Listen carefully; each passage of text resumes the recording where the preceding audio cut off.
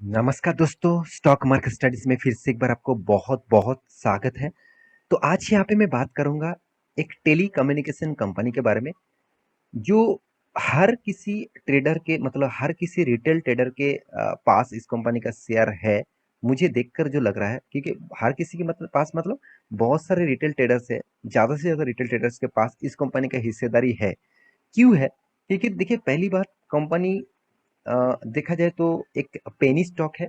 दूसरी बात, लोगों के मन में ये एक थॉट प्रोसेस जाग चुके हैं कि टेलीकॉम इंडस्ट्रीज हमेशा के लिए ग्रोथ करते जा रहे हैं, तो इस इंडस्ट्रीज को भी ग्रोथ हो सकता है। तो यही सोचकर वो निवेश करते जा रहे हैं।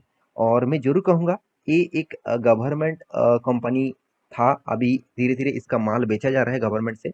तो मैं आज बात करूंगा इस कंपनी के बारे में, जिसका नाम है एम टी एन एल। तो एम टी एन एल जो महानगर टेलीकॉम निगम लिमिटेड, तो इसके बारे में आज बात करूंगा, क्योंकि बहुत सारे दोस्तों ने कमेंट किया, सर क्या इस कंपनी फ्यूचर में खड़ा हो सकते हैं, फिर से खड़ा होकर प्रॉफिट रिटर्न दे सकते हैं। तो कुछ इन्फॉर्मेशन आज आज आपके साथ शेयर करूंगा, जिस इन्फॉर्मेशन से आपको पता चलेगा कि आपको इस कंपनी से फ्यूचर में क्या देने वाले हैं और क्या करने वाले हैं। देखिए, एम टी एन एल एक टाइम मार्केट में बहुत छाए हुए थे।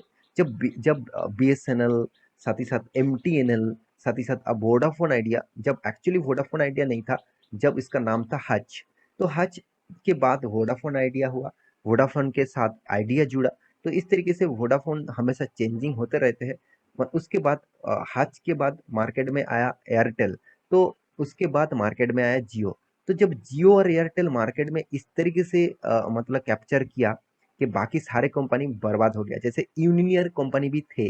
तो आप पुराना वो मतलब टेलीकॉम इंडस्ट्री, मतलब टेलीकॉम आप यूज करते हैं, मतलब मोबाइल सेट आप यूज करते होंगे, तो आपके पास यूनिलिवर का भी सिम होते थे। साथ ही साथ आप देखा जाए तो टाटा डोकोमो, इसका भी सिम हुआ करते थे। तो अभी वो सारे के सारे कंपनीज तो बंद हो गया। तो एम टी एन एल अभी भी चल रहा है, मगर उसका कुछ खासियत आपको ऑल ओवर इंडिया में नहीं दिखेगा। कुछ स्टेटों में आपको दिखेगा, और उस स्टेट में ही कंपनी अभी बिजनेस कर रहा है, क्योंकि बाकी ऑल ओवर इंडिया में मार्केट नहीं कर पाए। देखिए, टेलीकॉम इंडस्ट्रीज बहुत हमेशा के लिए प्रेशर में रहता है, क्योंकि टेलीकॉम इंडस्ट्रीज में फायदे से ज़्यादा एक्सपेंस ज़्यादा हो जाता है। क्योंकि इसका टेलीकॉम को मेंटेन करना, इसका जितने सारे टावर्स है, इसमें जितने सारे ऑप्टिकल फाइबर्स है, इसको मेंटेन करना, इसके लिए बहुत ज़्यादा कॉस्टिंग आ जाता है। तो इस कॉस्टिंग को मेंटेन करना कोई आम बात नहीं है। तो टेलीकॉम इंडस्ट्रीज इसीलिए हमेशा पिटे हुए रहते हैं। तो एम टी एन एल जो कंपनी है, क्या इस कंपनी अभी पेनी स्टॉक है, करीबन 20 रुपीज के आसपास। तो क्या फिर से जिस जगह में था उस जगह में जा सकते हैं? तो चलो उसके ऊपर बात कर लेता हूँ। तो सबसे पहले बात, कंपनी एक्चुअली देखा जाए तो कंपनी एक छोटा कंपनी है, और बहुत छोटा कंपनी है। 1500 करोड़ का, तो एक बहुत छोटा कंपनी है। कंपनी का कुछ चीज मैं आपको दिखाऊंगा जो ज्यादातर नेगेटिव है, जैसे बुक वैल्यू, जो नेगेटिव नहीं होना चाहिए था। सबसे पहले जो चीज आपको नेगेटिव नहीं होना चाहिए था, वो है बुक वैल्यू। कंपनी का बुक वैल्यू ही नेगेटिव में हो गया, तो वैल्यूएशन ही नेगेटिव में चला गया, तो कंपनी में क्या फायदा, क्या देगा? तो कंपनी का रिटर्न ऑफ इक्विटी नेगेटिव में है, return of capital employed negative में है। साथ ही साथ कंपनी का पी रेशियो तो कुछ भी नहीं दिखा रहा है। कंपनी के इंडस्ट्रीज पी रेशियो चलो यहाँ पे पॉजिटिव में है। कंपनी के एनुअल इनकम 2600 करोड़ का लॉसेस में है। कंपनी देखिए, मार्केट कैप कितना है, करीबन करीबन 1500 करोड़ का, और कंपनी लॉस कर रहा है 2000 करोड़ का। तो सोचिए, कंपनी में रहने से अच्छा है आप स्टॉक मार्केट में ना ही रहे तो भी अच्छा है। तो इस स्टॉक में निवेश करने से अच्छा है मैं दूसरे कंपनी के ऊपर जरूर प्रेफर करूंगा, पहले मैं आपको बता रहा हूँ। क्योंकि देखिए, कंपनी का डेप्थ जो है 26,800 करोड़ का कर्जा, तो वोडाफोन आइडिया को भी क्रॉस कर चुके हैं इस कंपनी, क्योंकि मार्केट कैप के हिसाब से इतने बड़ा कर्जा लेके रखा है। तो साथ ही साथ आप देखेंगे तो फ्री कैश फ्लो, हाथ में कैश है 690 करोड़ का। वोडाफोन आइडिया के पास भी कैश है, मगर उसके लॉसेस इतना ज्यादा है, वो कैश लेकर क्या करेंगे? ईपीएस, अर्निंग पर शेयर भी नेगेटिव में है। कंपनी का प्रॉफिट ग्रोथ, कंपनी का सेल्स ग्रोथ, दोनों चीज ही आपको नेगेटिव दिखेगा।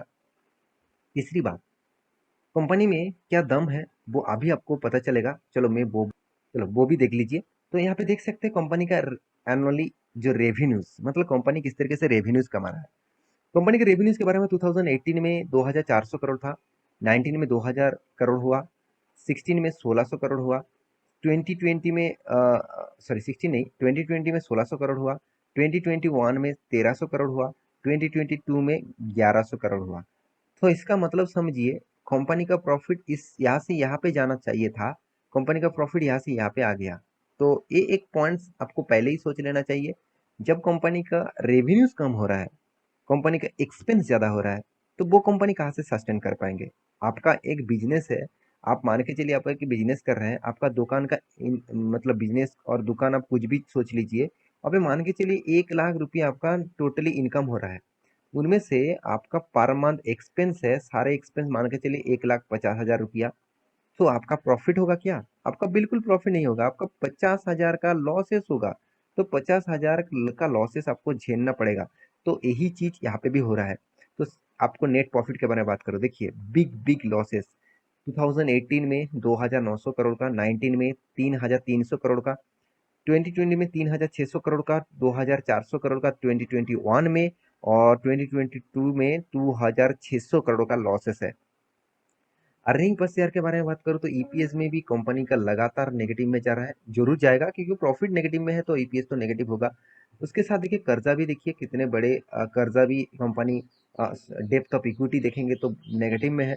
साथ ही साथ कंपनी का और भी रिटर्न ऑफ मतलब रिटर्न ऑफ इक्विटी और रिटर्न ऑफ कैपिटल एम्प्लॉयड आपको नहीं दिखेगा। और एक चीज आप देखेंगे तो कंपनी के ऊपर प्रोमोटर ही यहाँ पे 56% होल्डिंग रखे हुए हैं। एफ तो यहाँ पे आपको नहीं देखने को मिलेगा, क्योंकि 0.38% मतलब सोच लीजिए एफ ने पूरा के पूरा माल बेच दिया। और डीएस के बारे में बात करूँ, वो भी माल बेच दिया, फिर भी 13% होल्डिंग है। और यहाँ पे 13% कौन है वो भी आप देखेंगे, चलो मैं आपको अभी दिखाऊंगा। पब्लिक के पास भर भर के माल दिखेगा, क्योंकि प्रोमोटर के पास सबसे ज्यादा आपको पब्लिक के पास ही दिखेगा, क्योंकि पब्लिक को लगता है चलो आज गवर्नमेंट कंपनी है और टेलीकॉम इंडस्ट्री से जुड़े हुए हैं, आज कंपनी 25-26 मतलब 25-20 रुपीज में कंपनी आपको प्राइस दे रहा है, तो चलो सस्ते में मिल रहा है तो निवेश कर दूं। ऐसे बिल्कुल मत करिएगा सर, बिल्कुल मत करिएगा। आपका पोर्टफोलियो सिक्योर रखना है तो आप इस तरीके से हालत मत करिएगा। तो देखिए म्यूचुअल फंड जो स्कीम है उसमें 11 नंबर टोटल यहाँ पे देखने को मिला, और एफ आई आई और एफ पी आई 10 नंबर देखने को मिला। और इन्वेस्टमेंट का जो होल्डिंग है, म्यूचुअल फंड के पास कुछ भी होल्डिंग नहीं है, और एफ आई के पास छोटा मोटा होल्डिंग है। और कंपनी का कंप्यूटर के बारे में बात करूँ तो एम टी एन एल बहुत छोटा कंपनी है, बहुत छोटा कंपनी है।